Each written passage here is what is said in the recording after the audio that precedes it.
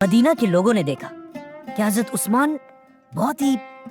दुखी और परेशान रहने लगे, और जब उनसे पूछा गया तो उन्होंने बताया कि रुकैया की मौत का दुख तो मुझे है ही, लेकिन मुझे इस बात का भी गम है कि उनके जाने के बाद मेरा रिश्ता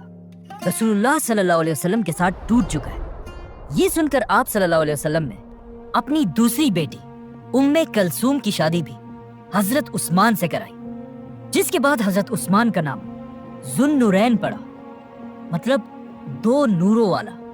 बदर की जंग ऐसा एक ही इवेंट था जिसमें हजरत उस्मान मुसलमानों के साथ शामिल नहीं थे, क्योंकि बदर के बाद हजरत उस्मान इस्लाम की हर बड़ी जंग, ओहद और खंदक जैसी बड़ी जंगों में शामिल थे, और इसके बाद आया हजरत उस्मान की जिंदगी का सबसे इंपॉर्टेंट इवेंट कि जब खंदक की जंग के बाद मुसलमान मदीना से उम्रा करने के लिए मक्का की तरफ रवाना हुए। जैसे ही मुसलमान मक्का के करीब पहुंचे, रसूलुल्लाह सल्लल्लाहु अलैहि वसल्लम ने हजरत उमर को हुक्म दिया कि जाओ और मक्का के लीडर अबू सुफियान से बात करो कि हम किसी जंग के लिए नहीं बल्कि सिर्फ और सिर्फ उम्रा करने के लिए आए हैं। ये सुनकर हजरत उमर ने आप सल्लल्लाहु अलैहि वसल्लम से कहा कि मेरा खानदान मक्का में इतना स्ट्रांग नहीं है कि वो मेरी हिफाजत कर सके, आप मेरी जगह उस्मान रज़ियल्लाहु तआला अन्हु को भेजें, क्योंकि उनका खानदान बनु उमैया है जिनसे इस वक्त मक्का में कोई भी ताकतवर नहीं है। आप सल्लल्लाहु अलैहि वसल्लम को भी ये बात पसंद आई और उन्होंने हजरत उमर को छोड़कर इस इतनी इंपॉर्टेंट डील के लिए हजरत उस्मान को भेजा। अब जब हजरत उस्मान मक्का की तरफ चले गए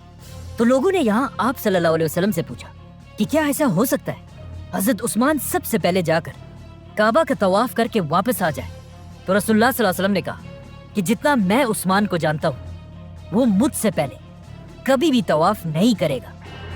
जैसे ही हजरत उस्मान मक्का पहुंचे, वहां एग्जैक्टली ऐसा ही हुआ। मक्का वालों ने हजरत उस्मान से कहा कि आप बाकी मुसलमानों को छोड़े, आप बड़े खानदान से हैं और खुद काबा का तवाफ करके वापस चले जाएं। लेकिन हजरत उस्मान ने उन्हें कहा कि मैं कभी भी आप सल्लल्लाहु अलैहि वसल्लम से पहले तवाफ नहीं करूंगा। अब मक्का वाले मुसलमानों को बस तकलीफ देने के लिए हजरत उस्मान के साथ इस डील को डिले करने लगे, जिसकी वजह से हजरत उस्मान कई दिन तक मक्का में ही रहे। अचानक वहां मुसलमानों के कैंप ये अफवाह फैली कि मक्का वालों ने रसूलुल्लाह सल्लल्लाहु अलैहि वसल्लम के मैसेंजर उस्मान को शहीद कर दिया है, और ये आप सल्लल्लाहु अलैहि वसल्लम की ऐसी तौहीन थी जिसे एक्सेप्ट करना इम्पॉसिबल था। अब तक मुसलमान किसी जंग के लिए तो नहीं आए थे,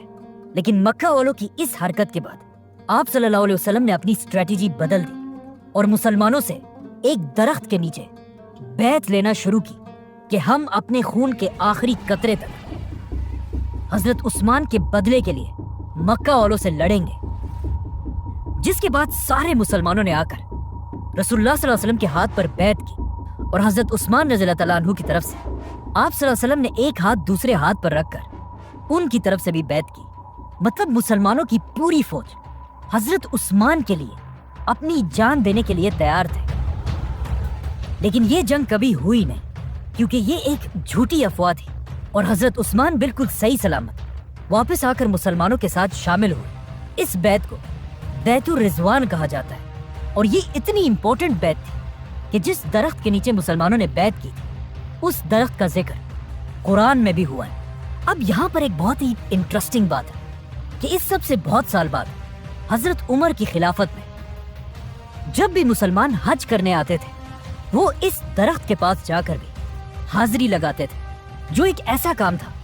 जिसका इस्लाम में कोई जिक्र नहीं है। और हजरत उमर नहीं चाहते थे कि मुसलमान इस्लाम में नए नए रिवाज बनाए, तो हजरत उमर ने अपनी खिलाफत में हुक्म दिया कि इस दरख्त को काट दिया जाए। इसीलिए आज तक किसी को नहीं पता कि वो दरख्त आखिर कहाँ पर था। इसके बाद हजरत उस्मान की मदीना में इतनी अहमियत थी कि एक दिन रसूलुल्लाह सल्लल्लाहु अलैहि वसल्लम किसी छोटी जंग पर मदीना से कहीं दूर चले गए, और जाने से पहले उन्होंने अपनी जगह मदीना का लीडर हजरत उस्मान को बनाया। इसके बाद इस्लाम के हर इवेंट में हजरत उस्मान आप सल्लल्लाहु अलैहि वसल्लम के करीबी साथी रहे। खैबर, फतेह मक्का, हुनैन, इन सारी जंगों के बाद आखिर एक ऐसी जंग आई جس کی وجہ سے آج تک حضرت عثمان کو یاد کیا جاتا ہے۔ اسی طرح اسلام پورے عرب میں پھیل گیا اور اب مسلمانوں کی جنگ سیدھا اس وقت کی سپر پاور رومن ایمپائر سے ہونے لگی۔ لیکن رومن ایمپائر سے لڑنا کوئی آسان کام نہیں تھا۔ اس کے لیے مسلمانوں کو بہت زیادہ مال اور طاقت کی ضرورت تھی۔ تو آپ صلی اللہ علیہ وسلم نے جنگ تبوک کے لیے مسلمانوں کی 30,000 کی فوج جمع کی۔ تو اب 30,000 کی فوج کو مینج کرنا ایک بہت ہی مشکل کام تھا۔ اسی لیے رسول اللہ صلی اللہ علیہ وسلم نے پوری مسلمان امت سے اپیل کی کہ جس سے جتنا ہو سکے اس فوج کی مدد کے لیے خرچ کرے، اور جو بھی اس فوج کی اپنے مال سے مدد کرے گا اس کے بدلے میں اسے جنت ملے گی۔ یہ سن کر حضرت ابو بکر نے اپنے گھر کا سارا سامان لا کر ڈونیٹ کر دیا۔ حضرت عمر نے اپنے گھر کا آدھا سامان، مسلمان عورتوں نے اپنے زیور، اور ایون ایک غریب صحابی ایسے بھی تھے جنہوں نے کچھ کھجور لا کر آپ صلی اللہ علیہ وسلم کے سامنے پیش کیا، جس سے آف کورس مسلمانوں کی فوج کو فائدہ تو ہوا، لیکن اصل میں اس پوری فوج کے پیچھے سب سے زیادہ فنڈنگ صرف ایک ہی صحابی کی تھی، حضرت عثمان۔ جب مسلمان ہر طرف سے تبوک کی جنگ کے لیے جمع ہونے لگے تو حضرت عثمان نے ان کے لیے سب سے پہلے 1,000 اونٹ، 70 گھوڑے، 10,000 گولڈ کوئنز، 70,000 سلور کوئنز، یہ سب مسلمانوں کی فوج کو ڈونیٹ کر دیے، جس کا اگر آج حساب لگایا جائے تو یہ بلینز آف روپیز بنتے ہیں۔ رسول اللہ صلی اللہ علیہ وسلم نے ان سکوں کو اپنے ہاتھ میں پکڑ کر کہا، آج کے بعد عثمان جو بھی کرے اسے کوئی نقصان نہیں ہوگا۔ حضرت عثمان اور باقی مسلمانوں کی مدد سے مسلمانوں کی فوج مدینہ سے رومن ایمپائر کی طرف روانہ ہوئی، لیکن یہ فوج اتنی بڑی تھی کہ صرف اس کے کھانے پینے کا خرچہ بھی بہت بڑا تھا، اور کچھ ہی دنوں بعد اس فوج کے کھانے پینے کا سامان ختم ہونے لگا، اور لوگ رسول اللہ صلی اللہ علیہ وسلم کی طرف مدد کے لیے دیکھنے لگے۔ یہ دیکھ کر حضرت عثمان فل سپیڈ گئے اور ایک بار پھر کئی اونٹوں کو